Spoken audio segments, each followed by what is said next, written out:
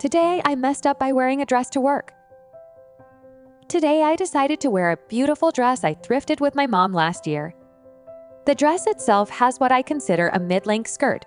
It stops just above the knees. It flares out at the waist. Since it's summer here and my coworkers have also started to wear miniskirts and dresses, I thought, why not? When I put it on in the morning, I considered putting on a pair of safety shorts underneath. Again, I thought it wasn't that short a dress, so I decided against it. Boy, was I going to regret it later. Throughout the day, I actually got so many compliments from my dress. Needless to say, I was chuffed. Now, a little bit about my job. Since I'm the youngest in the office, I have to do lots of manual tasks. This includes collecting packages, picking things up, etc. Towards the end of the day, I had to bend over into a deep container to retrieve something. I was bending so much, I nearly fell into the bin. I'm also super short. I then felt a few light taps on my back from my manager who asked, do you need some help? I didn't know what was going on, so I just politely refused since I had found what I needed. I didn't think much of it then, until hours later. Turns out that because of how flared my dress is, every time I bent over, it would ride up my bum and I'd essentially flash my butt. I work in an open plan office, so this meant I flashed my butt, possibly several times that day, to everyone. The mid-length skirt became mini on my behind, and I hadn't realized it. The post-dress clarity hit me hard. I texted my manager right away, who confirmed that they came over to help because my skirt had rode up so much. They were nice enough to tell me that it wasn't bad and that nobody saw anything, but I am tremendously embarrassed. Guess it's no skirts or dresses for a little while. Poor OP. I can only imagine how mortified she must have felt when she realized that she'd been flashing her entire office the whole day. And here's another one. Today I messed up by buying a knockoff Lego set that my kids should not play with. I have kids. My kids and I enjoy playing with Legos. Well, they like playing. I just like building cool stuff. We've made a house, city, a zoo, etc.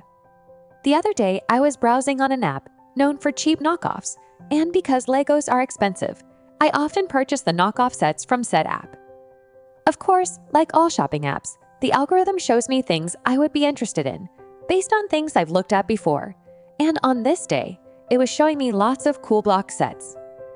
There was a cool treehouse, a little cafe, a park, and an awesome vintage motorhome. You know the kind. 70s tan, brown, orange, and yellow. I loved it. I couldn't resist. I bought the not Lego motorhome, and it was delivered today. I was so excited, and as soon as dinner was over, proceeded to build the motorhome with the help of one of my kids. Only one, because one is older now and doesn't often care to build anymore, and my youngest doesn't like the building part, just playing with the things that I build. So here I was, happily putting together my awesome vintage motorhome. I get the frame done, and then I start working on the inside. As I get further along, I notice that the inside of the motorhome does not look like a normal motorhome. There's no bed, no table and bench seats, no bathroom. There's a lot of jugs and crates and bottles though. Now, I think it's important that I stop right here and explain something. I don't watch TV. I used to, but over the last decade, I have had trouble being able to just sit and get into a show or movie. I'm aware of the popular shows, but I couldn't tell you any details about them. Like Game of Thrones. Everybody would talk about it. I have a general idea what it's about, but I couldn't tell you any specifics. Another show like this is Breaking Bad. Never saw it. I know it's about a drug dealer, but that's pretty much the extent of it. So back to tonight. I am looking at this strange motorhome and thinking what the heck is wrong with this thing. And then I look at the box. The picture on app I ordered it from didn't show the box. Didn't mention anything about a TV show or anything that would be telling. And to be honest, I didn't really pay any attention to the box when I opened it. The box says Break Bad. That's when it hit me. Is this from that TV show Breaking Bad? Isn't that show about a drug dealer? No. Please tell me I did not buy my kids a Lego set from a show about drug dealers. So I Googled Breaking Bad motorhome. And oh tell my friends. If you watch the show, you no doubt know that it is so much worse than that. Google promptly displayed a picture of a 1986 Fleetwood Bounder that looked an awful lot like the one I have been building this evening, and I read the description. The awesome vintage motorhome that I just built for my kids is the RV from Breaking Bad, in which Walter White and Jesse Pinkman cooked methamphetamine. Yes, my friends, you read that right. I bought my kids a Lego meth lab. That's really funny. Good thing it was only one child that joined OP that day, but I guess they still had some explaining to do. Today, I messed up by using a word I didn't know the meaning of, and now I'm being doxxed. This evening, I decided, regretfully, to engage in a social media post about police officers. Basically, the post was saying that city police no longer have to wear name badges on their uniforms to prevent doxing. I thought doxing meant identifying, so I commented and said, officers should be doxed though. Needless to say, the internet tore me apart and multiple people said they're going to dox me. I googled what doxing actually means, and now I'm totally freaked. One person even found out where I work and posted it, and said they will be contacting my employer to hold me accountable. Obviously, lesson learned that I should really know what a word means before I use it. Yeah, I effed up, and now I'm scared. I guess a P learned their lesson and won't do the same mistake again. Hope everything is alright with them. Now on to the next story. Today, I messed up by sleeping on a job. I work as a customer service representative, as a telephone operator, as well as handling email inquiries. I used to work in an office, but ever since the pandemic, I solely work from home. The amount of inquiries, that is, the job I have to handle, really depends on amount of customers using my company's services and how the system is holding up. Today was a very boring day. Barely anybody was needing our help, and the number of inquiries were scarce. So, I thought it wouldn't be a bad idea to take a short nap, maybe about 30 minutes. I made sure my phone line wouldn't disconnect by placing auto-click grid on a communication tool and turned the notifications on and bumped up the volume so that whenever I receive a call, the loud ringing would wake me up for sure. Turned out it was a bad idea.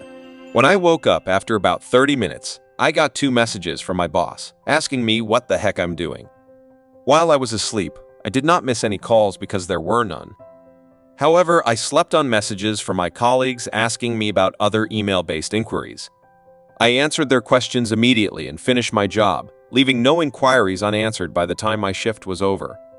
However, my boss is still suspicious, saying I haven't been able to focus on the job, and I was away for more than an hour. Which is not the case, but it is true that I was sleeping on a job. The boss says I still need to explain myself and what I was doing for an hour next morning. I guess I have to spill my guts and say, good old, I swear this never happens again. Well, sleeping on the job is never a good idea. OP sure knows that now. If you're enjoying this video so far, please take a second to hit the like button. Next up is, today I messed up by pressing a button. Okay. So to preface this, I work in an industry with a lot of mechanical elements and different industrial processes. Basically, if I mess up, people get hurt. Thankfully, my mistake was rather small, and the emergency system caught it, but not in time. Now on to the story. It's a normal day at the plant, and we are doing a batch of hydrazine. It's basically formic acid. Now, we typically make it in giant vats, but our main vat was down for maintenance. Nobody told me. I proceeded to start the process from the control room without double-checking my valve lineup. Now, understand, the second I press this button, it dumps in a bunch of water into the tank, the main tank. So basically, I press the button, and the next thing I know, I'm getting a call on the emergency phone. I have just flooded the plant as the service hatch was open. Thankfully, almost everything is waterproof, and a few workers just got washed out of the service hatch. Not a big deal. Anyway, eventually the system starts to pressurize with CO2 and the emergency trips no pressure in main tank. Just to be clear, I get the notification, then the call. Anyway, nobody was injured, but I did get a talking to, and the maintenance chief was torn a new one for not informing me. I guess we could all learn a lesson from OP's situation. Communication is extremely important, especially if you work in this kind of place. Today, I messed up by finishing off my customers' leftover food off their plates and contracting hepatitis. I work as a server in a small restaurant, and I'm pretty sure everyone knows that whenever a customer doesn't finish their meal or ask for it to be boxed up, we obviously throw it away. But for the past few weeks or so, instead of throwing the food away after my customers were done with their meal, I have been eating the leftovers remaining on their plates. We are not allowed to do this, so I just quickly scarfed it down when I returned the plates to the back, and no one was looking. It was going okay until I suddenly got sick. Turned out that I had hepatitis. It's been awful. I couldn't hold down food for days, not to mention that I have been looking like a minion for a week now. I had no choice but to report it at work, and I also decided that it was a good idea to come clean about how I probably got it, which almost got me fired. I'm lucky that I got away with only a warning, but I also can't work for the next 2 weeks. I guess it's the consequences of my own actions. At least I still have a job. Finishing food after people you don't know is clearly a bad idea. OP learned this lesson a hard way. I hope they get better soon. Today, I messed up by buying everyone an AncestryDNA kit and ruining Christmas. Earlier this year, AncestryDNA had a sale on their kit. I thought it would be a great gift idea, so I bought 6 of them for Christmas presents. Today, my family got together to exchange presents for our Christmas Eve tradition, and I gave my mom, dad, brother, and 2 sisters each a kit. As soon as everyone opened their gift at the same time, my mom started freaking out.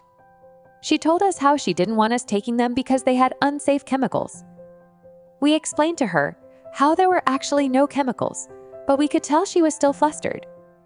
Later, she started trying to convince us that only one of us kids needed to take it, since we would all have the same results, and to resell extra kits to save money. Fast forward. Our parents have been fighting upstairs for the past hour, and we are downstairs trying to figure out who has a different dad. Update. Thank you so much for all the love and support. My sisters, brother, and I have not yet decided if we are going to take the test. No matter what the results are, we will still love each other, and our parents no matter what. Update 2. Christmas isn't ruined. My mess-up actually turned into a Christmas miracle. Turns out my sister's father passed away shortly after she was born. A good friend of my mom's was able to help her through the darkest time in her life, and they went on to fall in love and create the rest of our family. They never told us because of how hard it was for my mom. Last night, she was strong enough to share stories and photos with us for the first time, and it truly brought us even closer together as a family. This is a Christmas we will never forget. And yes, we are all excited to get our test results. Merry Christmas, everyone. I guess this story ended in the best possible way. For a second there, I thought it would turn out that all the kids have different dads. The truth isn't as bad as my imagination. Next story. Today, I messed up by telling my son's new doctor we are anti-vaxx. My son has autism, level 1, previously called Asperger's, and due to that, he also has a psychiatrist, multiple psychologists, and doctors. We decided to get a new primary doctor who works closely with his other providers to better coordinate his care this past summer. I brought my son in for a standard well-child visit and spent nearly an hour with this new doctor going over his issues and medications, history, etc. Toward the end of the visit, she says to me, "Well, he can get the Gardasil vaccine today," to which I reply, "Oh no, he can't have that. I don't want him to get autism." I should maybe note here that I am an SP2, and while I think my sarcasm is on point, I must have been a little too serious looking because she just stared at me. The silence lasted an eternity while I imagined she was deciding how to proceed. Eventually, I laughed and tried to assure her I was only kidding, but she only returned a nervous-sounding chuckle and left the room. As my son and I were discussing whether I was offensive, he thought I was hilarious and walked the nurse with a stack of information about vaccines. He started his lecture about vaccine safety and potential risks, etc., and no amount of my assurances that we are not in fact anti-vaxx would stop him. He just kept saying, "Okay, well, I have to tell you this," in a way that suggested that the doctor told him to give me all the information. Edit. Of course, we took the Gardasil. Shout out to the nurse for being the first nurse to ever give my kid a vaccine without him crying or fistfighting everyone. People who don't get jokes are very, very sad. I also think OP was hilarious. Today, I messed up by obliterating my wife's fish. It happened last night. Wife's 8-year-old, very large goldfish was passing away. It had dropsy, was suffering, and was on the verge of death. Wife and I looked into the symptoms, and there was practically no hope of him making a recovery, so she asked me to euthanize him. Looking into methods, it seemed pretty agreed upon that the most effective and quick way to euthanize a fish was blunt force trauma. Now, when I was a kid, my family were huge anglers, and I was designated as the fish killer when it was time to cook them. Back then, I was told to slam them on the ground as hard as I could. Well, my 8-year-old body wasn't strong enough to kill them instantaneously, so I had to do it multiple times. Honestly, it kind of messed me up a little. Flash forward to last night. I didn't want that happening again, and I wanted it to be painless. I asked my wife to leave the room because she was very upset, and I chose to do the deed by putting the fish in a plastic grocery bag and slamming it on the counter as hard as I possibly could. The poor fish was absolutely obliterated. The force ripped open the bag and sprayed bits of what used to be a goldfish in every direction. Told my wife to stay upstairs, and she started getting suspicious, so she came down after 5 minutes, and it was everywhere still. On the counter, on the stove, on the fridge, on the freaking Christmas tree we still have up. I was still finding pieces of it this morning. Wife was aghast and traumatized. Cried until she went to bed. That was clearly an honest but very unfortunate mistake. Hope both OP and their wife recover from it soon. Today, I messed up by making my dad punch a stripper in GTA and tearfully ask God for forgiveness in front of my entire family. When I was young, my brothers and I snuck a copy of San Andreas into the house. We spent days holed up in our basement taking turns playing, and down there my parents didn't bother us too much. In order to get tons of money for guns, we had yet to figure out my parents' dial-up password, so cheats weren't a thing for us yet. We would go to the strip club and stand on the stage. Absorbing the money, dudes threw at the women and just let the game sit for 10-20 minutes. We had to be careful though, because sometimes the strippers would do a move and bump into CJ, and the bouncers would shoot the place up. One day, while I was playing, my mom yelled down to the basement at us to get ready. We're gonna Pizza Hut. In a stroke of genius, I drove to the GTA strip club, got on the stage, and then turned the TV off, and we left. It was to be the heist of the century. My dad, however, was at church at this time, practicing for a gospel concert he was singing in. He always filmed the practices, so he could take notes at home upon playback, and this time was no different. While my mom and brothers and I were still at the hut, he arrived at home and plugged his camcorder into the VCR. We had just one VCR, and it was connected to the basement TV. Back at the hut, my mom gets a phone call. She puts her napkin down and slowly looks around the table at us and says, "Okay," a few times into the phone in this really calculating, specific way that she always did when she knew us kids were in trouble before we did. Naturally, it was at this point that we kids knew we were in trouble. For what, though, we didn't know. After a very quiet minivan ride, we get home, and my mom says, "Boys, why don't we go down to the basement? Your dad wants to show you his gospel practice downstairs." It was then, at this point, we knew why we were in trouble. So we drag our feet down the stairs, and lo and behold, my dad is sitting on the couch, TV on. A stripper's polygonal titties swung stiffly back and forth on screen to invoke my lovin' with CJ standing mere inches away, collecting money. My dad starts in, "Boys, I don't even know where to begin. This PlayStation was a blessing to you for Christmas, and this is how you repay us? By breaking our trust?" He is holding the controller up now, gesticulating with it. Here I am, practicing to bring glory to God, but he was cut off, as he inadvertently squeezed the controller, causing CJ to punch the stripper. My entire family stands in silence, watching together as the bouncers in the strip club shoot the place up for what seems like an eternity. After the shooting stops, and CJ appears in front of the hospital, I look back and see my mom silently weeping into her hand. I look at my dad as a single tear rolls down his cheek and he prays under his breath. After another eternity of silence, without a word, my dad bends down, disconnects the PlayStation, walks back to the family computer, disconnects it, goes to his car and drives away. For the next 4 months, he kept the PS2 and computer locked in his office at work. It's one of my favorite memories of growing up. I miss my brothers. Oh, that's a bit of an overreaction, I'd say. But hey, it was a long time ago. People weren't as desensitized yet. Today I messed up by thinking divorce was an April Fools Gag. Yesterday I got a group text from my wife's, Sarah's, side of the family, stating there was an emergency family meeting happening that night over dinner at my mother-in-law's, Barb's, house. I immediately had April Fool's spidey senses starting to tingle, but we haven't all got together since Christmas, so I overlooked it and said we, my wife and I, were in. We were the last to arrive, and it was pretty somber when we walked in. We all sat down at the table, and my wife's brother, Tim, informed the family that his wife, Ashley, has been having an affair and they are divorcing. The affair was with a longtime close family friend, Chris, who lived a block away. Chris's wife, Jen, had caught them when she came home early one day last week and broke the news to my brother-in-law, Tim. Both families have been friends for years. They live less than a block from each other. They each have been married for 15+ years, have 4 kids right around the same age.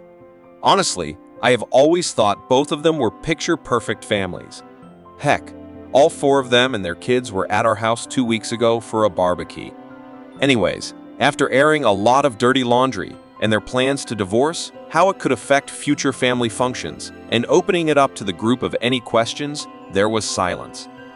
I broke the silence with laughter and a slow clap, saying this was the best April Fool's gag I've ever seen, but I wasn't falling for it. I told Ashley and especially Tim they need to consider going into theater. Their performances were top-notch, and tears seemed genuine. Being the newest member of the family, my wife and I married 6 months ago. This was probably not the best thing to say in hindsight. I probably should not have said anything. Everyone in the room looked horrified. My mother-in-law, who had been crying the entire time, lost all composure. She left the room in hysterics and did not return before we left. Tim just shook his head, and his cheating wife actually let out a brief chuckle before calling me out for being stupid for thinking this was a ruse, then berating me for being so insensitive. The rest of the family sat in silence, shaking their heads as my wife berated me for trying to make a joke out of a serious situation. I am still dumbfounded. In hindsight, I probably should have sat in silence, but I honestly still feel like I was calling out an April Fool's gag.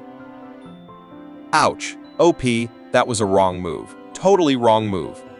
Hope the family forgives you eventually. Today I messed up by sending a call from the International Space Station to voicemail. A friend of mine is currently on his 2nd mission to the ISS. I saw a call come in on my iPhone and the caller ID said, US Gov. I first had that thought or feeling you get when the principal calls you to their office. Crap. What did I do that I thought I got away with, but maybe I didn't? I was in the middle of something with a bunch of people and showed them what it said on my phone, and everyone was all, "Don't answer it." Between everyone's suggestion and my gut feeling of being in trouble, I sent it to voicemail. Turns out, it was my buddy calling from space. I had a chance to speak to someone that wasn't on Earth and screwed it up. First thing he said in the voicemail was, "You probably saw a call from US Gov and turned it down." I know he'll call again, but damn, I feel like an idiot right now. Well, that's definitely a good enough reason to feel stupid, but I'm pretty sure I would have done the same. Today, I messed up by chilling at my friend's place while she wasn't home. My friend Jenna moved into a nice new condo last month, and I finally got a chance to check it out for the first time today. I ended up arriving before she got home from work, so she told me to let myself in with a spare key under the potted plant and to make myself comfortable. I made myself a sandwich and was meandering around eating and checking out her swanky new place when the front door opened and a really large and unfamiliar man with a duffel bag came in. Dude was intimidating, and I'm a 4'11" woman, so I was immediately scared. He looked shocked to see me. I'm looking at his duffel bag and realizing that I surprised some piece of crap burglar. I panicked and threw my sandwich at his face and then locked myself in the bedroom. I'm shaking and he pounds on the door yelling at me to get the F out. I start screaming at him to get the F out and that I'm calling the police. Total bluff because I didn't have my phone. He then yells back that he is calling the police on me. This gives me pause. At this point, I look around and realize the bedroom I'm in definitely appears to be of the male persuasion. I ask him through the door if he knows Jenna, last name. He tells me yes, she is his next door neighbor. Well, apparently, Jenna's neighbor also keeps a spare key under a potted plant. So, today I messed up by letting myself into my friend's neighbor's place, smacking him in the face with his own sandwich, and then screaming at him to get the F out of his house. Oh man, I don't know who I feel more sorry for, but this is totally hilarious. Next story. Today I messed up by paying $70 for a $29 haircut. I went and got a $29 haircut. $29 after tax. I went to pay with my card, stuck it in, then remembered I had cash, so I clicked decline on the card reader. I then went to pay with cash instead, all while conversing with the woman who just cut my hair. I hand her $40 and she looks shocked. I said, I don't need change. She said, oh my gosh, are you sure? I'm like, yeah. She asks me again, oh my gosh, are you serious? Seriously? I was like, yes. And she's like, thank you so much. This is literally going to buy me and my kids dinner. And I was like, geez, she must get bad tips. I start to walk away and she goes, oh, actually your card transaction timed out. You need to reinsert it. It didn't go through.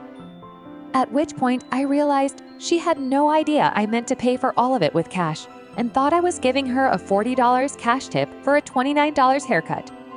And that's the story of when I paid $70 for a $29 haircut. That's the sweetest and kindest mess up I've ever heard about. I feel bad for OP, but at least she knows she made this woman's day. Moving on. Today I messed up by assuming my boyfriend was cheating on me. His mobile used to ping and light up when someone texted him, and once I saw that someone had texted him with the name Babe. I didn't think of it as anything, and that I had not seen it correctly, but next coming weeks, I saw it happening many times. He would get really happy when the person texted, used to smile really big and all. I started thinking I was being cheated on. The last straw for me was when the person texted, love you too. I confronted him about it, and he stared at me for some time before he started laughing. I cried because, what the heck? So he calmed me down and explained to me that Babe is his grandmother. Her name is Bebaruth, and everyone in the family called her Babe. She recently had gotten her first smartphone, and he had taught her to text. So when she texted, it was exciting for him to see her using emojis and stuff. Never felt so embarrassed in my life. A few months later, he took me to meet her, and I kid you not, for an 85-year-old Babe is a sport. Seeing her punch a guy square in the jaw for harassing was a sight. We are best friends now. It's so nice that OP's boyfriend has such a great relationship with his grandmother, and that OP now does too. I do feel sorry though, for all the emotions she had to experience before she learned the truth. Today, I messed up by falling asleep in the back of my boyfriend's car. We're on a road trip from New Mexico to Mexico. We have a Honda Element converted for living in, so I crawl on the back to nap while he's driving. He stops at a gas station in the desert of Arizona, and while he's pumping, I get out to use the bathroom.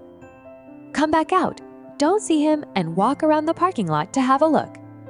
I jokingly think to myself that maybe he drove off not knowing that I got out to use the restroom, but brushed that off.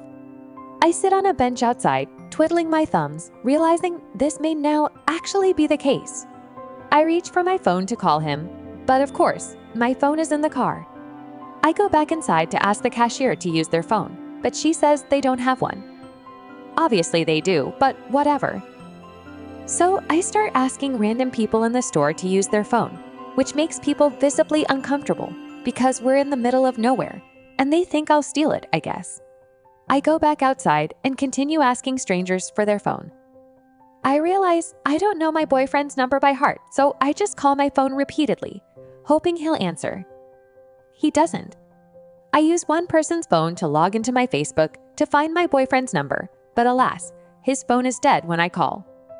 I resort to explaining to everyone whose phone I ask to use my situation.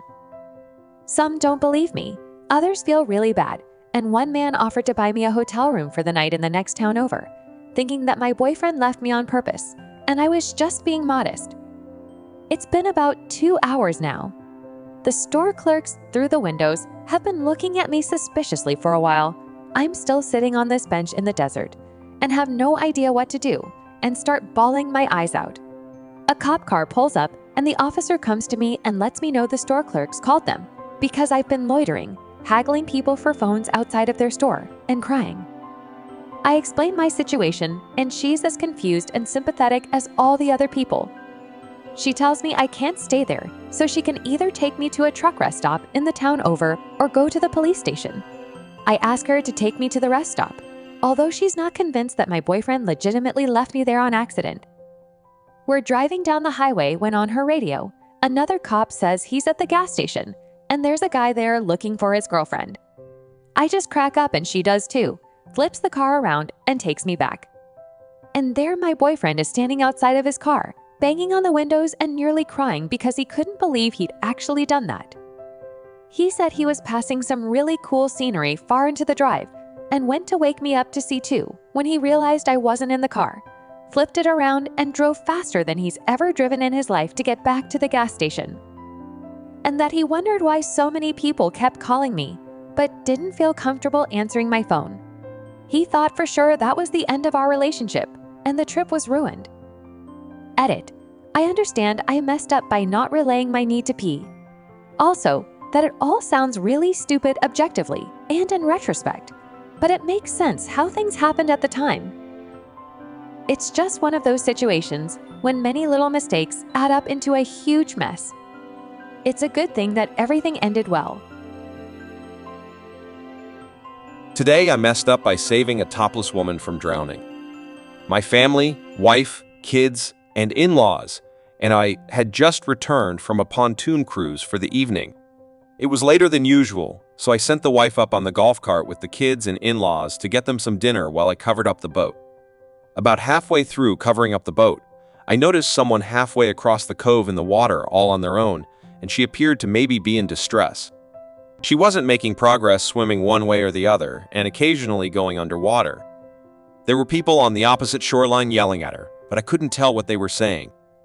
I yell, asking if she needs help, and she says yes. I call my wife and tell her to come down on the cart. Someone is in the water and needs help. I'm going in. I might need help getting the person out. I put on a life jacket and grab the throw cushion from the boat. I swim out to the person and pass off the throw cushion. She appears out of breath. First thing she says to me is, "I'm topless." I respond with, okay, but are you okay? I also immediately think to myself, my friends are never going to believe this. What is my wife going to think with a topless woman swimming to shore with me? She then says she's running from her boyfriend who is messed up.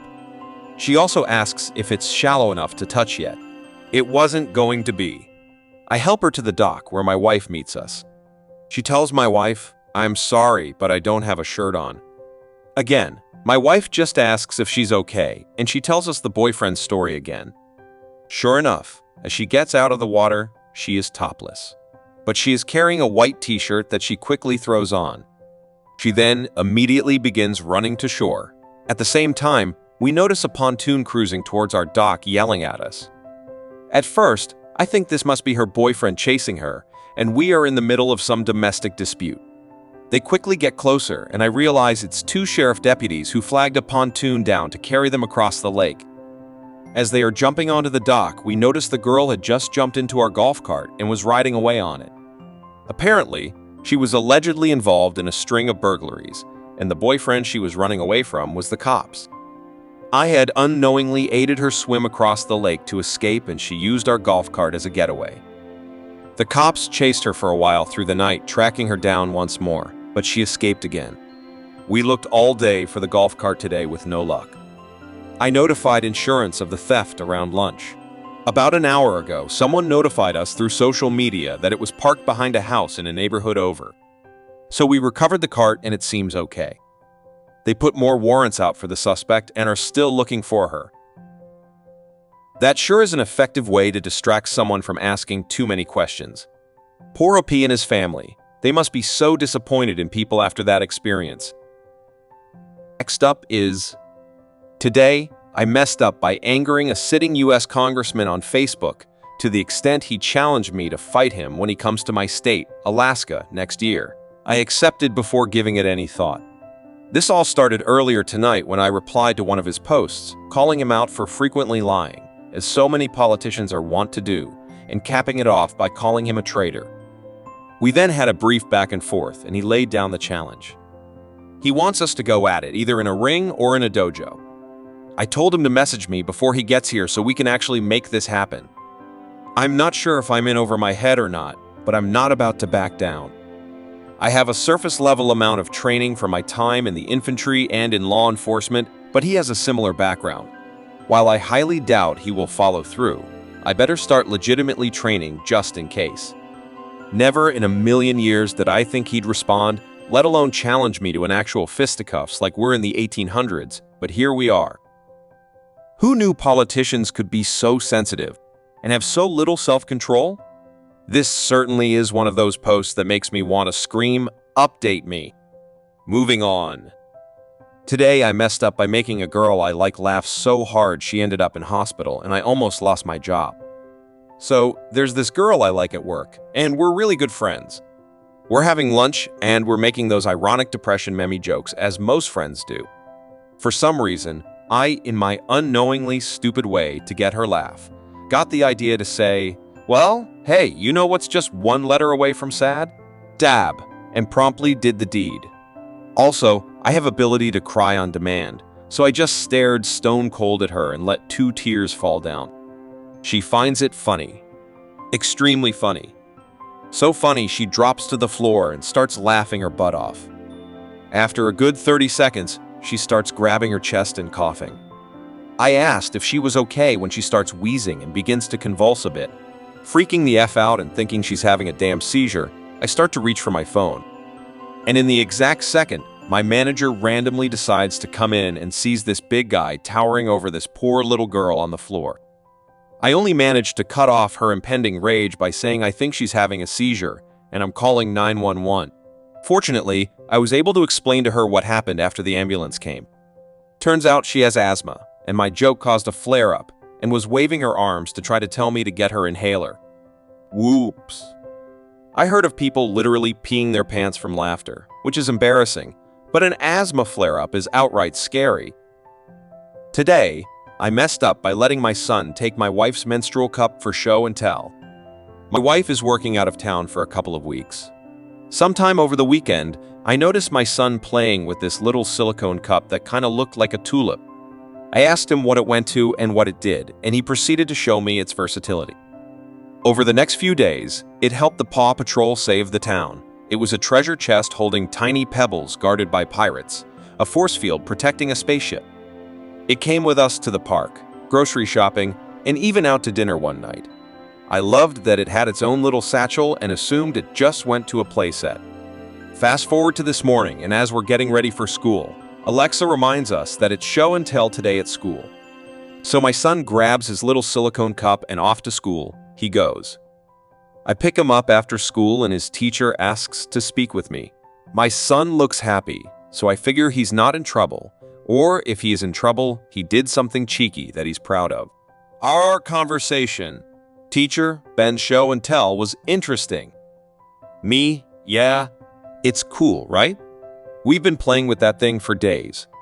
Teacher, Mr. Scott, do you know what that is? I start to panic. Oh crap, it's not a toy. Teacher, that is, a menstrual cup. I get confused. Teacher notes my confusion. It's, used to collect menstrual blood. I'm still confused. Teacher, it, goes inside and, collects blood. Me, it just stays in there? She nods. Me, are you sure? I don't think that would, fit too, comfortably there. Teacher, oh, it folds in half, then springs open inside. We're both clearly uncomfortable. Me, all right then. So where do I get a replacement, because my wife will probably not be too pleased when she returns home and will not want to continue using this one. My wife laughed hysterically when we told her. My son is none the wiser and is having a tea party with the cup right now. This is beyond hilarious. I can't stop imagining the teacher's face when the kid pulled that thing out. And all the people that ever saw him playing with it outside. God, this is just too good. Thank you, OP, for sharing this story. Today I messed up by jumping into a lake in my bra and panties to save a man that turned out to be an elite military scuba diver in training. I'm couch surfing with my sister and her boyfriend. I work for him at the lakeside bar, trying to pay for college. My state is open, and while I'm not thrilled, I need both the job and my scored sofa accommodations to make it work. To give them their space and myself a break from the doom scrolling, I take a run by the lake in the mornings. This lake is bombast and draws scuba divers to the flooded town at the bottom. Today, I was in my own head, running when a dark mass floated to the surface 40 feet away. I was on the craggy side of the lake, and this dude looked dead. D-E-A-D. Facing away from me, his head was tipped back, eyes closed, bobbing like a fishing lure. No one else was around, so I thought he was quantum crazy out here, scuba diving alone at dawn, giving himself the bends or some nonsense. Like a jerk, I didn't yell at him to check in. Instead, I took off my shoes and stripped to my skivvies to save the imbecile. The movie trailer in my head had me taking 3 glorious steps and launching into the deep blue water, Black Widow style. Instead, my tender feet hit the sharp rocks and I contorted under the pain like a slinky as I uncoordinatedly pitched myself into the water, doing a side flop. I was also wearing my contacts, so I swam hard in his direction with my eyes closed. When I opened them, he was staring at me like I'd lost my ever-loving mind, so I blurted, "Are you okay?" He removed the regulator and incredulously said yes. My brain blue screened while I tread water. The lake felt infinitely deep. Before I could terrify myself by hearing the Jaws theme song, I turned to nope the hell out of there, yelling over my shoulder, "I thought you needed saving," to explain my idiocy. As I pivoted, another dude cleared his throat from 30 feet away on the other side. I never heard a sound from him, so I freaked out, failing and belting an ear-wounding scream at him. Both jerks laughed as a few more heads surfaced around us. I was surrounded by divers, all wildly entertained by my ridiculous high-octane mess-up. After pointing to me and the beach, the merman that was my original target cautiously swam toward me after I nodded and escorted me to the shore. The beach was much further than I had anticipated, so I was trying to low-key breathe, hiding my need to suck all of the O2 from the air. Also, the comedy of the situation consumed me, and I started to giggle. Finally, I joked, "Dude, you are lucky you weren't actually dying, because it would have taken everything I have to drag your sorry butt this far." He chuckled before offering me a tow. Heck no! Not gonna happen. Even if I had to dog paddle, I wouldn't openly accept that defeat. He quietly mocked me the rest of the way to the shore. I'm a secret sap for it. They were cadets or recent graduates from a military college, here for the summer. They'd been training in pools and were doing some open water exercises. They had been out there at least part of the night. I'm sure I blew up whatever drill they were running. He's training for pre-dive school, and since I am an expert Googler, I'm guessing that means combat diving. At the shore, I did my best to throw my shoulders back and march out of the water in my sports bra and undies, in front of what I can only imagine were some pretty brave men. I did invite him and his clandestine crew for an absurdly overpriced beer at the bar tonight, before shame jogging back into the woods for my clothes. OP, you're a brave woman, I'll give you that. Thanks for this blast of comedy. Now, on to the next story. Today, I messed up by telling my dad about the Karen meme. My family loves to overshare. This lack of filter sometimes has the tendency to get people into trouble because not all the information is provided, even when it's meant harmlessly. My parents are a bit older, prime okay boomer age. I was talking to my dad the other day on the phone because his birthday dinner was a few days later. I asked how mom was doing, and he went on to tell me a story about how my mom and aunt, Karen, were at the store and the cashier made a mistake. My aunt went off on the cashier and asked to see the manager. My mom was mortified and tried to calm her down, but she wasn't having it. I then mentioned to my dad, "That's such a Karen thing." He goes on to say, "Yeah, your aunt does that a lot." I tell him, "That's the funny part. The Karen meme is a real thing. It's when an entitled, typically white woman gets angry at the smallest mistake and asks for the manager." My dad found this hilarious, and I explain in more detail. I sent him a few links to sites explaining it online. He finds all of this hilarious, and she even has the Karen hairstyle. This sends him down the Google Images rabbit hole, and the next few days he sends me random memes of Karens, doing Karen stuff adding, "Your aunt did this last week," or "I think this one is about your aunt." This leads up to his birthday dinner with extended family. My dad's birthday dinner is going well. Everyone is having a good time. Good food and drinks, etc. Suddenly, my aunt, sitting a few seats down from me, leans forward and loudly shouts down the table, "Hey, my name. What's this whole thing about making a meme about me?" I respond, "Huh?" She then tells me my dad sent her all these memes about things she's done. He didn't give her the context that it's a generic meme from the internet and what it's about. Now, my aunt thinks I made all these memes about her real-life events. At this point, the entire family thinks I created this meme on the internet about my aunt's antics in public. There is a back-and-forth discussion about it being really rude of me. She's pulling a Karen and starts chewing me out. Meanwhile, I am looking at my dad like, "WTF, back me up here." My dad finally steps in to say that this is just a random viral internet thing and that I didn't make these up behind my aunt's back. Even after explaining, she's a bit irritated. It is apparent she is embarrassed that she is so much like a Karen and couldn't tell the difference between the stories online and her own encounters. Oh wow, an actual real-life Karen. What if this is the Karen? What if someone met her and decided to use her name to start that meme? That would be the perfect twist to this story. Today, I messed up by accidentally getting sexual with my dentist again. I can never go back to my new dentist after 2 visits because I'm an idiot. My dentist is a very nice and professional man. Our first appointment was going pretty smoothly until he made some innocuous remark about us being strangers. My immediate reply was, "Oh, you're not a stranger. You've been inside of my mouth for 20 minutes. I did not intend to make a sexual joke. His face turned red, and he was clearly embarrassed, but he continued on like a true professional, and we were probably both relieved when the appointment was over. I had my second dentist appointment today. I actually mentally prepared myself to be a model patient who didn't say anything weird, "Thank you very much." He had been working in my mouth for about 5 minutes when he started to seem really uncomfortable or something. His face was red and he was breathing a little heavier. I was a bit concerned and also confused. Like, how could I have embarrassed him this time? I had hardly spoken. So he keeps working in there, and then I realize what the heck is happening. My dentist was wearing grape-flavored gloves. I had been absent-mindedly licking his fingers the whole time, never going back. I truly believe that OP will never go back there again. I only have 2 questions here. First, who has flavored gloves? And second, who licks any kind of gloves?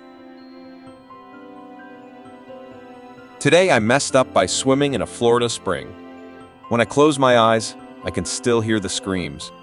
Took the family to Ginny Springs, a beautiful Florida water spot for a day of swimming and a little picnic. So as I was swimming in the crystal clear water, watching my son floundering around in his water wings and just having a good old time, my son suddenly stopped, pointed at the water and said, "Look, Daddy, a lizard?" I looked over and saw that no, it was not a lizard that was swimming over to us. It was a snake. After a quick examination, I realized that this was a water moccasin, and a large one at that, heading right for us. So, yelling for my son to back away, I waded out to grab him and drag him back to shore. The snake was making a beeline for us, which is weird because most of the time they avoid human contact. I started to splash water at it, trying to slow it down enough so I could reach the shore before it got too close. So, as I was backing up, slapping water at a poisonous snake with one hand and dragging a laughing child who had no idea what was going on, with the other, I reached close enough to the shoreline to grab a branch that had fallen from a tree. It was long and pretty sturdy. It was perfect for what needed to be done. So, as the snake got in close, I went all caveman on it and bashed it a dozen times with the branch. It worked. The snake started to float away, dead as a doornail. I then realized that all the people swimming around in this water would not take too kindly to bumping into a 4-foot dead moccasin.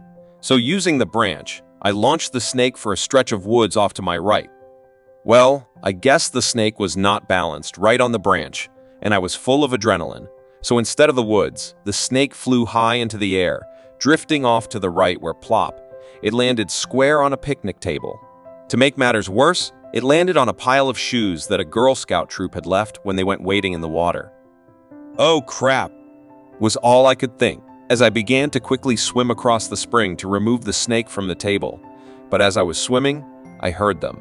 The giggles and laughter of little 12-year-old girls returning to get their shoes. I stopped cold. I was too late. I began to swim away, trying to hide myself as I saw the first curly-haired head approach the table. There was laughing. There was chatting and talking, then there was a pause. And that is when the screaming started. If you have never heard a dozen 12-year-old girls scream in horror as they saw a large, bloody snake draped across their shoes, I cannot even begin to explain the sound. Even as I dove underwater, I heard the screaming. Sometimes, at night, I still hear the screams. Dear God, this was a sucky situation all around. Getting that kind of scare, it's no wonder a P was high on adrenaline. But did the snake have to land on the kid's shoes? Out of all the places. This is hilarious, but real scary too. Next story. Today, I messed up by not realizing the cute gym employee thinks I'm a trans woman. Where to start? Ever since the COVID lockdown happened, I have been letting my hair grow out. At first, it was because all the barbershops were closed, but then even after I got my hands on a hair clipper, it became more amusing to see how far I could take this. COVID had put a stop to my dating life, so I wasn't trying to clean up for anyone. So after a year of letting my hair grow out, it is now shoulder length. Another side effect of COVID is my weight. I used to go to the gym regularly, but stopped once the gyms were closed due to COVID. I have never been the type to run on the streets, so my weight gained the COVID-25 akin to the proverbial freshman 15. I have a pretty skinny frame to begin with, so what that means is that all the fat went to my stomach and my now man boobs. There's just one last piece of information before I can start. I am the type of Asian that has trouble growing facial hair. So now we can begin. At this point, we are reaching the light at the end of the tunnel in terms of COVID. Most states are relaxing their lockdown restrictions, and my gym finally reopened last week. Eager to get back into shape, I went on the first day of the reopening. I do my thing on the machines, and maybe pushed myself a little too hard, or perhaps I'm just that out of shape because I was a complete mess by the end of my workout. I make my way toward the men's room, but this cute gym employee who was sanitizing the water fountain in between the men's and women's room intercepted me. She said, "You can use that one," pointing to the women's room and in my exhausted and muscle already starting to ache state. I only thought perhaps there was something wrong with the men's room and that they closed it off. So I go in the women's room. It was empty because the gym just reopened, and I take care of business. When I come out, she said, "I think what you're doing is brave," and I for some reason thought she meant going to the gym again and said thanks. It wasn't until I got to my car that the light bulb in my head finally turned on. She must think I'm a trans woman. The long hair, man boobs, and no facial hair. Now, it wouldn't be so bad if that was the only interaction I have with her, but the next day, she came over as I was running on the treadmill to introduce herself. And because I have been going to the gym almost every day, since I'm serious about getting back into shape, she and I have developed a sort of friendship. Just today, she asked how long I've been transitioning, and I said, since COVID, I don't know how long I can keep this up for. This is the cheapest gym in my area, so I don't want to switch. OP, I'm pretty sure we've all been there. You misunderstand something, then it feels too silly to correct the mistake. then it sucks you in a hole, and you don't know how to climb out of it. Hope P eventually figured out a way to start using the men's room. Today I messed up by accidentally revealing my boyfriend's mom's infidelity. I, 18-year-old female, was dating an 18-year-old boy named Jacob. His father, early 60s, was a mechanic, and his mom, mid-50s, was a stay-at-home mom. They were a pretty typical white suburban family in the South and had asked Jacob if they could meet me even though we had only been dating for a month. At the dinner, I met his mom, dad, older brother, older sister, and her newborn daughter. The dinner went well, and I was chatting about my volunteer work at my college's blood drive, to which his father explained that his doctor told him he was O negative and a universal blood donor. My boyfriend mentioned he was also type O, but his siblings casually mentioned they were both AB. I didn't think anything of it because my boyfriend had mentioned that his mom was married once before and was widowed. The following conversation went like this. Me, oh, that's really cool. You're a really rare blood type. If you don't mind me asking, is your mom's blood type A and your dad's B, or your dad's A and mom's B? Older sister, what do you mean? He's O. Gesturing to my boyfriend's father. Me, oh, I know. I was just asking about your biological father, but of course you don't have to answer if you don't want to. I noticed his mom get really pale, and it was in that moment I realized I messed up. Older brother, what do you mean biological father? Me, I'm sorry. I didn't mean anything by it. Jacob's dad got real quiet and looked at his wife's face. He knew instantly. I looked over to Jacob, who I think was starting to put the full picture of what was happening together. Jacob's dad, are you saying they're not my biological kids? Because my wife swore up and down in marriage counseling. By marriage counseling, they mean with a pastor, that they were my kids and she would never cheat on me. Yeah, turns out she never had any kids from her previous marriage. Jacob's mom, I would never cheat on you. Older sister and older brother are your kids.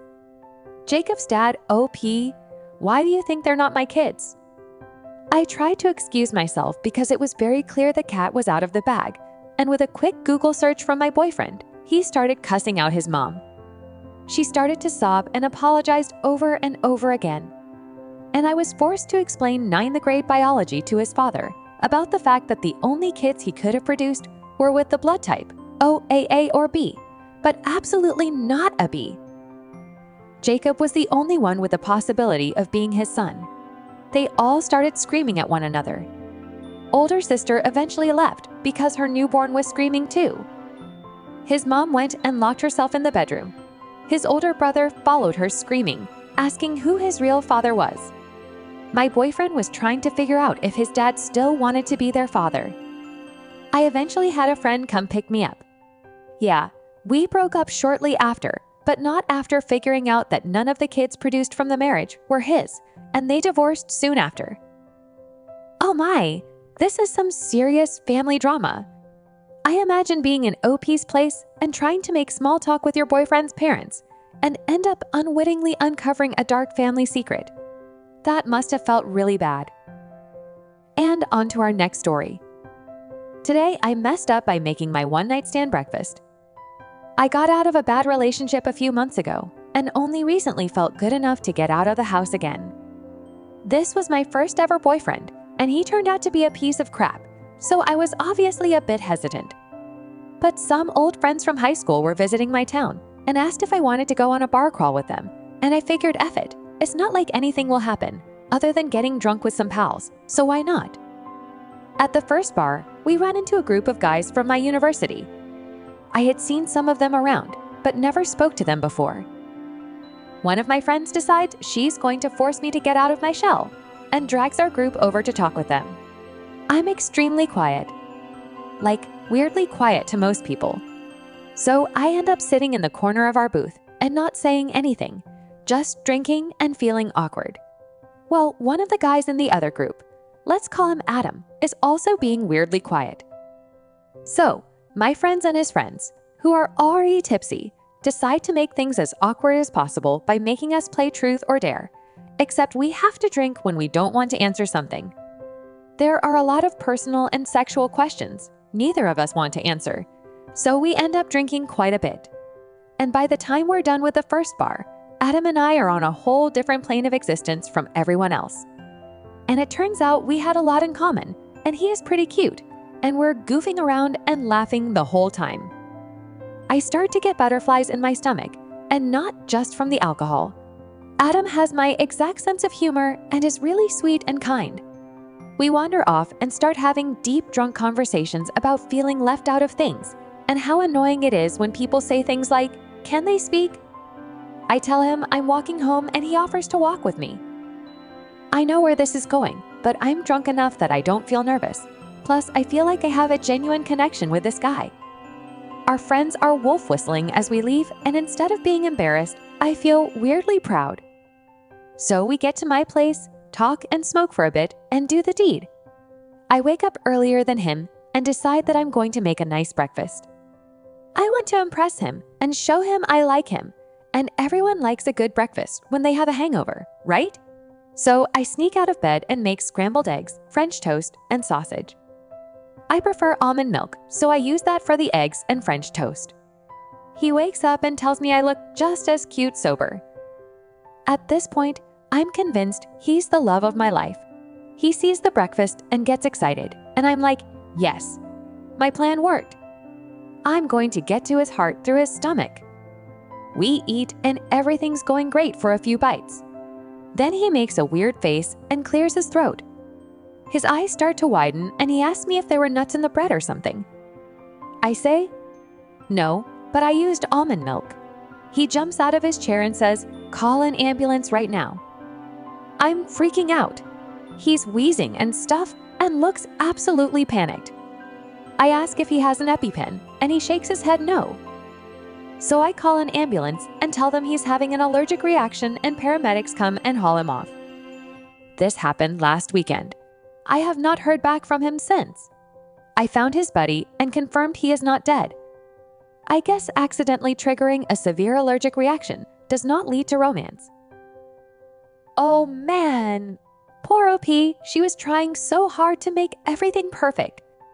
I guess given how many people have allergies nowadays, we should make it a rule to always ask a person if there's anything they cannot eat.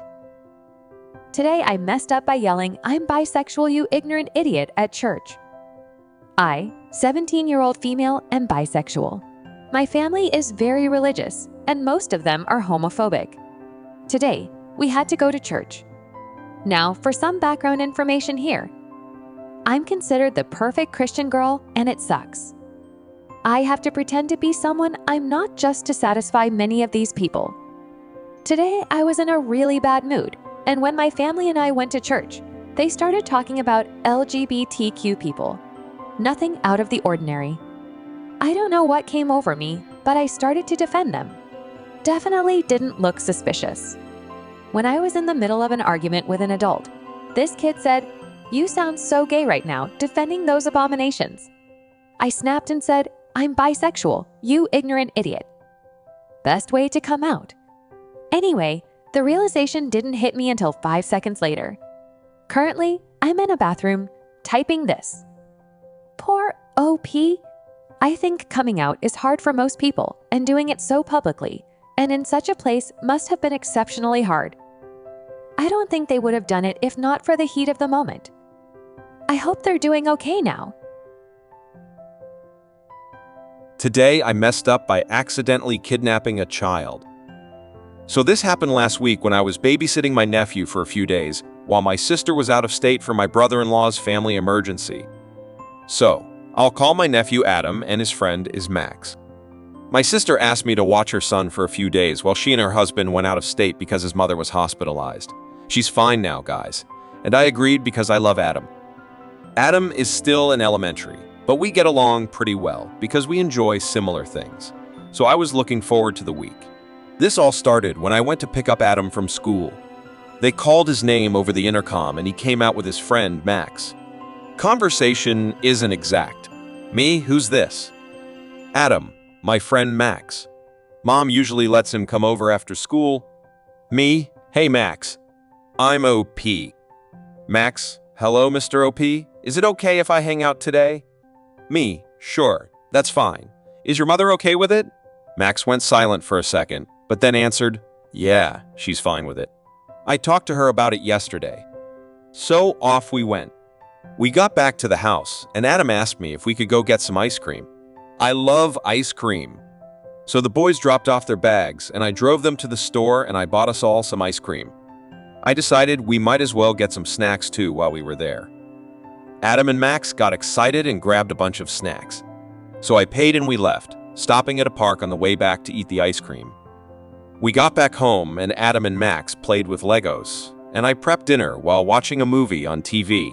So a while goes by and I ask Max by what time I need to get him home. My fault, I asked him so late, it had completely slipped my mind. Me, hey Max, what time is your mom expecting you home? Max didn't respond, so I repeated the question. Max, Mr. OP, my mom doesn't actually know I came over today. When he said that, my heart dropped and my first thought was, did I hear that right? I asked him what he meant, and he explained to me that his mom told him that he couldn't go over to Adam's house until he cleaned his room. It dawned on me that I basically just kidnapped a child. I immediately asked him for his mother's phone number, which he didn't know. Side note, parents, please teach your children your phone number. I asked him for his address, and he said, I live near the school. Yeah, thanks kid, that really helps. I checked my phone only to realize that the outlet I had plugged it into didn't work and my phone was dead. I didn't know what to do, and I was getting really worried that the police would knock on the door and arrest me. I calmed myself down. I plugged my phone into a working outlet and I talked to Adam and Max. I told Max that it wasn't okay to lie, and his mom was probably freaking out right now. I picked them up from school at 3 p.m. and it was 6 p.m.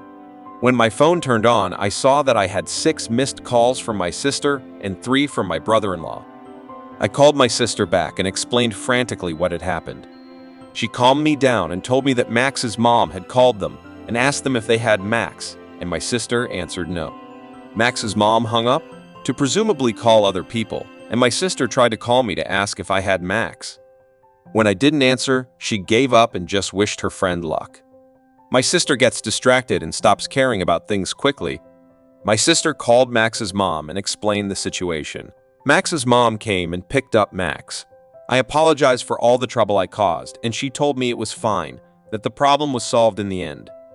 Me and Max's mom talked for a bit about what happened that day, and she managed to calm down finally.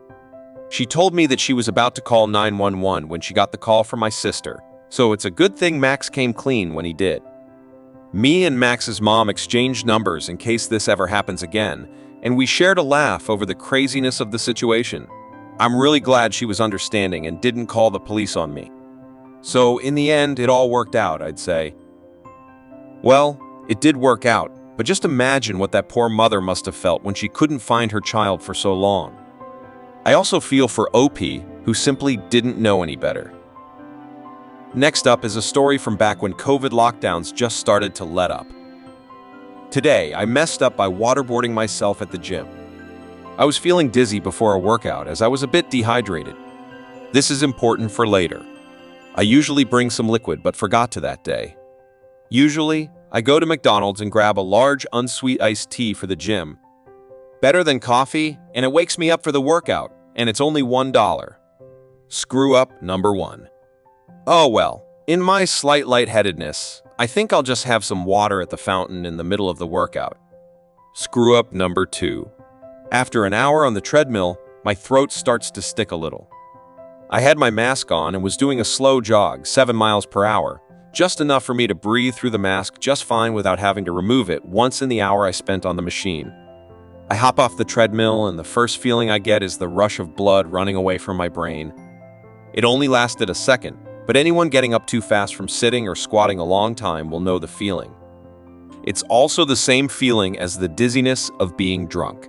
That was a good time for that drink, but because of COVID, the fountains were turned off, and you're supposed to bring your own water. Oops. Okay, whatever. I'll power through this. I was only going to do the light weights today anyways, so it'll be fine. Screw up number 3. Yep, I got through with my hour of light weights, and at the end, My shirt was very sweaty and I was feeling very dizzy and lightheaded, but it passed. Anyone who's had that feeling would know it's actually a little euphoric and a great end is the shower. This is where I should point out that I'm in terrible COVID condition. My belly is huge and my mother pointed out that I looked pregnant when I went to open the fridge door without my shirt on. This is also important. In my dehydration, I'm impaired enough to forget to take off my shirt and mask as I take my towel with me to the shower. There's no one else taking a shower as it was a pretty early workout, so I head to my usual stall by habit, which is close to the entrance. I turn on the shower and let the water hit my chest. The feeling is amazing. This is where everything goes wrong. I'm still in my sweaty shirt and decide I should take it off, with my mask still on. The shirt sticks to my skin and rotund belly, making it very hard to remove. Now both my arms are up, and the shirt is stuck to my face and mask with the water, now filtering through the shirt and mask, blocking my nostrils. This is where I find out how horrible waterboarding is. The wet mask and shirt make it instantly extremely hard to breathe as the nostrils are blocked. Instinct says to use the mouth, which is similarly blocked, and I start to hyperventilate, which sends water into the lungs and causes me to cough and panic. I take a few steps back with my arms still up and spin around to get away from the water. Two very strong arms lift up my shirt and my mask with it, whereupon I'm confronted with two ebony pecs even the Rock would be envious of. Just below these godly pecs are the abs of Hercules that put my pear-shaped physique to shame. That's when the water decides to leave the lungs and I start hacking. The manliest of hands pat my back like I'm a baby being burped. I utter some thanks to my savior, and we both decide it's best not to talk about it and finish our showers. That must have been very uncomfortable, embarrassing, and most of all, scary. Luckily, it all ended well, and I'm willing to bet a P won't ever forget to undress before hitting the showers again. And last up is, today I messed up by using soy sauce. So I love soy sauce. I add it to almost everything as seasoning. Eggs, noodles, veggies, you name it. Today was no different. I made myself some ramen noodles with veggies, poured some good old soy sauce over it, and was munching happily on it. It was delicious. Life was good. Now the soy sauce I use has a small opening, and when you want to use it, you just tilt it and it pours out. You can unscrew the top off to refill it with soy sauce, if you ever run out though. I always thought that was very handy. No annoying cap opening or anything like that. Until today. It's still pretty hot where I live, and there's fruit flies everywhere. You leave your food uncovered for 1 minute, and there is a whole damn invasion of them on it. Now, as I was chomping down my food, I suddenly see a movement inside the soy sauce bottle. One of these annoying little things actually managed to squeeze through the tiny opening and is now flying around in there. Now that's obviously disgusting. No one wants flies in their food. I had to get it out of the bottle so it wouldn't land in my next dish. So I quickly grab a cup and a sieve to get it out. I open up the bottle and pour the sauce into the cup through the sieve. The fly lands in the sieve, but something else lands in it as well. I first thought it was just old soy sauce that somehow clumped together. Oh, how wrong I was. I take a closer look and I'm realizing it's a huge pile of dead fruit flies. I'm not kidding. It was like the amount of 2 tablespoons, and the bottle was pretty small. I gagged and immediately drained the whole soy sauce. I am utterly disgusted and now have to live with the fact that I've been eating fruit flies for a good amount of time. I wonder if I can ever use soy sauce normally again. This definitely isn't nearly as bad as accidentally kidnapping a child, but that sure is disgusting and makes me not want to ever use soy sauce again, or at least make sure that it's always kept in the fridge. That's all for today, guys. Please show your appreciation by liking this video and subscribing to our channel. See you soon.